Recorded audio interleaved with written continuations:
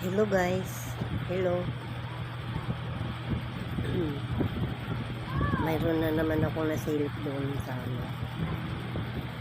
Talagang ang buhay natin, lalo na sa mga nag-a-abroad, hindi mo alam ang mga mangyayari ngayon at bukas at kasunod pa na bukas. At hindi mo rin alam ang buhay mo ngayon, kung maabutan ka ba ng hapon, takip siling, o sa oras na ito, ikaw na rin patanaw. At saka, hindi natin alam dito man o sa abroad at sa lahat ng bansa, ang buhay natin ay isa lang at dapat ito pangalagaan, magiging masaya bawat oras, at hindi iukol ang buhay mo doon sa mga bagay na makamundo. Ngayon ko lang talaga na ano ang ano ng Diyos, kung ano talaga ang kalooban niya sa bawat isa sa atin. Ang buhay ay mahalaga, ngunit minsan kinukuha ito ng ibang tao, minsan kinukuha ito ng sakit, madalas kinukuha rin ito ng mga sakuna, mga bagay na hindi mo lubos akalain na dumarating sa buhay ng tao. Pero iisa lang ang ating patutunguhan at pupuntahan, na babalik ang ating hininga sa Diyos na si Allah. Ang mahalaga doon, tanggapin mo ang Panginoon bilang Diyos and Savior sa iyong buhay upang kayo maligtas. Ang iba naman sa atin, walang pinipili, Pilipino o hindi Pilipino, Muslim man ito o ang sasama ng mga asal nila. Ang mga mayayaman, inaliposta ang mga mahihirap. Ang mga mayayaman lalong nagpapayaman, ang mahirap lalong naghihirap.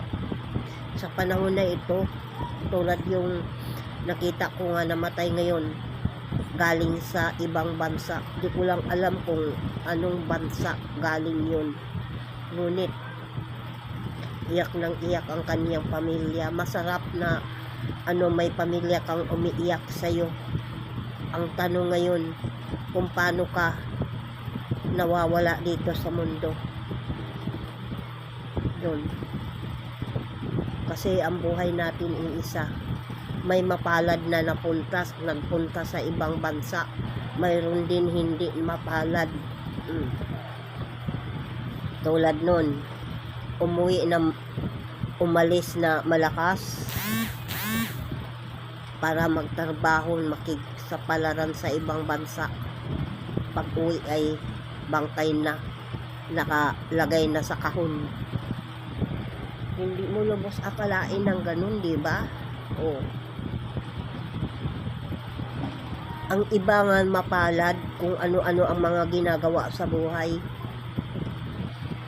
Tingnan mo, buhay nila binuburara kung saan-saan nilalagay sa social media, parang hayop, hubad. Yun. Ito, prangkahan na lang tayo. Para talagang mga hayop, hubad. Ang iba nakabukaka sa social media, walang panty. Ang buhay nila, ang buhay, napakasarap na mamuhay dito sa mundo. Napakasagana ang buhay.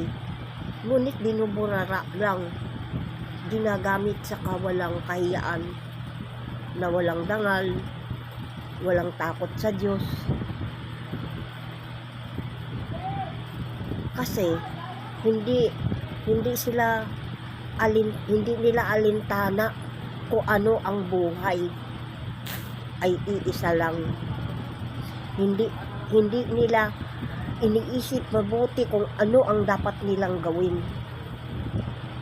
Ang iba, mayaman na, gumagawa pa rin ng mga kalaswaan sa buhay. Hindi naman ako nagmamalinis eh. Hindi.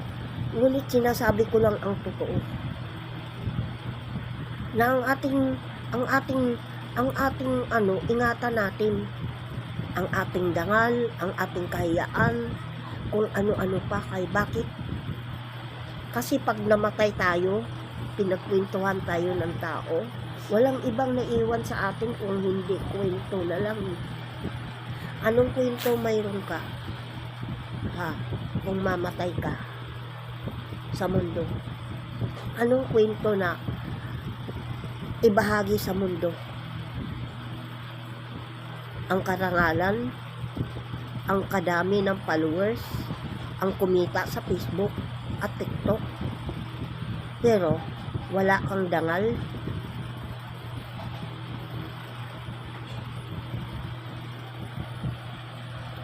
Hindi naman natin pinalandakan yung buhay natin, pero buhay natin yun eh.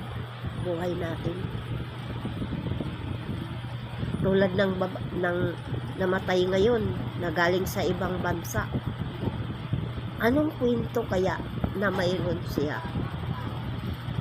Marami siyang mga anak, kapatid. Nung isang araw nakita ko rin bugbog sirado ang mukha, hasta katawan, bugbog sirado. Alam niyo, sa totoo lang, nakakalungkot yung mga bagay na ganun. Nakakalungkot ang mga bagay na ganun. Hindi lang naman mga Pilipino, mga mga salbahe ang ugali. Hindi. Kahit mananampalataya, salbahe pa sa mga kapwa nila tao. Hindi nila iniisip kung ano ang buhay. Alam niyo, kung ikaw ay nakakasakit sa tao, hindi puso, emosyon, at ang katawan niyan lupa, nawawala na. At saka sabihin sa'yo, mamamas lang tao ka. Yun. Kaya huwag kayong manakit sa kapwa ninyo. Kasi ang Diyos, pag-ibig. Yun lang. Bye-bye.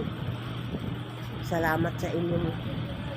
Kung hindi ko alam kung ano ang mga bagay pa na kasi hindi nila na kung ano ang buhay, no? Kaya naman ako minsan ayaw ko lang sabihin, kasi maraming ayaw magpapatuwid sa kanilang mga ginagawang mali. Kung hindi, nagsusumbong-sumbong pa. Ayaw nilang may dangal. Ayaw nilang mawala sila sa mundo na may karangalan. Ayaw nila yung buhay na pag-usapan sila na malinis ang budhi. Ayaw nila yun. Yun ang mga taong. Salamat. Thank you for watching sa inyo lahat.